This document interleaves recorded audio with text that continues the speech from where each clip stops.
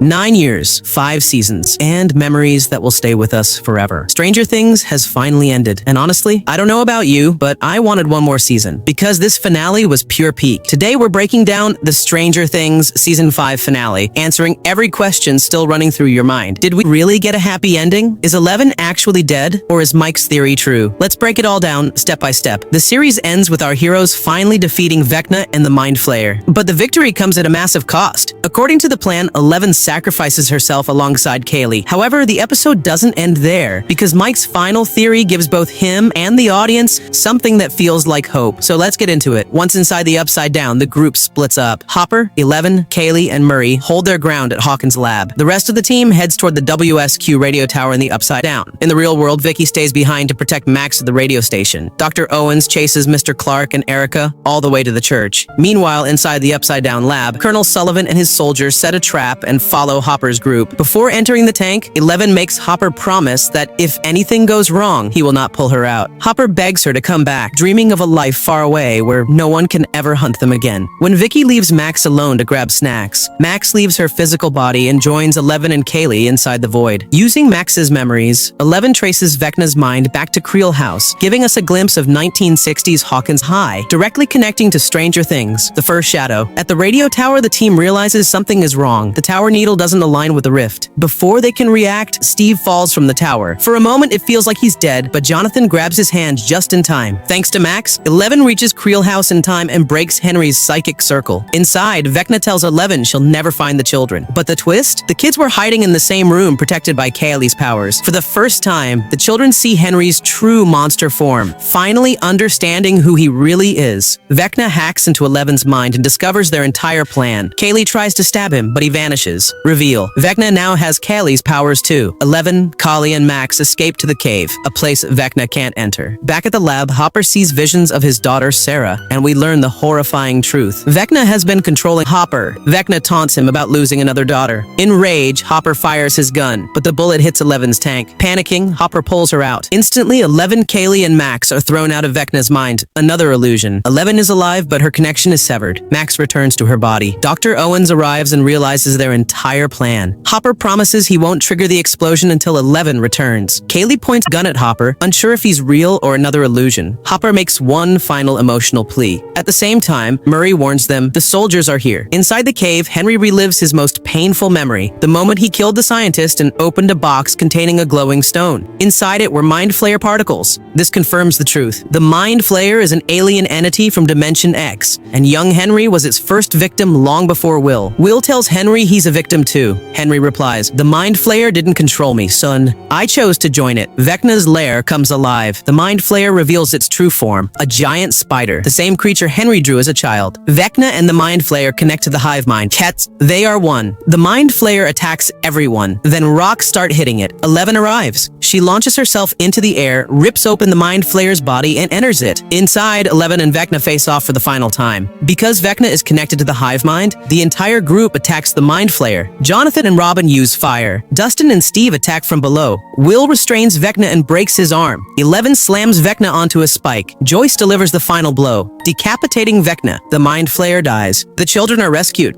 Murray triggers the explosion. The Upside Down is destroyed, and Hawkins is rebuilding. Robin returns to radio. Steve becomes a baseball coach. Lucas and Max are still together. Dustin tops his class. Will lives happily with Joyce and Hopper. Mike is broken, grieving Eleven. Hopper tells Mike to accept her choice. At graduation, Dustin gives an emotional speech, then roasts the principal and reveals his Hellfire Club shirt. Mike hears something through the speakers, a voice that reminds him of Eleven. Later, we learn Jonathan is a film student at NYU. Nancy leaves Emerson to work at a newspaper. The group promises to meet monthly in Philadelphia. Joyce and Hopper go on a date, and Hopper proposes. She says yes. Back in the Wheeler basement, the kids play D and D again with Max. Mike narrates everyone's future. They ask him, "What about the storyteller?" Mike becomes a writer, but there's one story he can never tell. Mage. Eleven's D&D name. Mike reveals his theory. Kaylee used her powers to hide Eleven. 11. The 11 who died was an illusion. No one knows where 11 is, but Mike believes she's alive, free, and happy. We see 11 alive in a beautiful land of waterfalls and peace. Max says, that's just your theory. Mike replies, yeah, but I believe it. And so do his friends. Stranger Things ends by giving the audience a choice. Do you believe 11 survived or not? And with that, one of the greatest shows in television history comes to an end. Happy ending, broken hearts, unforgettable memories.